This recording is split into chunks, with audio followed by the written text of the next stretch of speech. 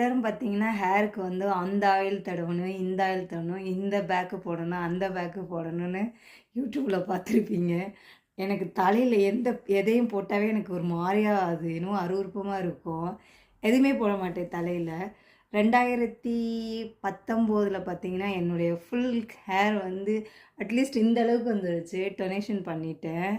Hair donate பண்ணிட்டு அப்புறம் இந்த முடி வளர்த்தது தான். ஸோ தலைக்கு பார்த்தீங்கன்னா, இது தேங்காய் எண்ணெய தவிர நான் எதுவுமே வச்சதில்ல. முடி வளரணும்னா நல்லா சீவி இந்த மாரி ஜடை போட்டு வச்சுக்குவேன். அவ்வளோதான். மத்தபடி நெறைய காய்கறிகள், பழங்கள், புரோட்டீனுக்கு வந்து நெறைய வெஜிடேரியன் இது கொண்டைக்கடல, பாசிப்பயிறு, சில நேரம் ஃபிஷ்ஷு சேர்த்துக்குவேன், சிக்கன் சேர்த்துக்குவேன். அதுதான் என்னுடைய புரோட்டீன் சோர்ஸு.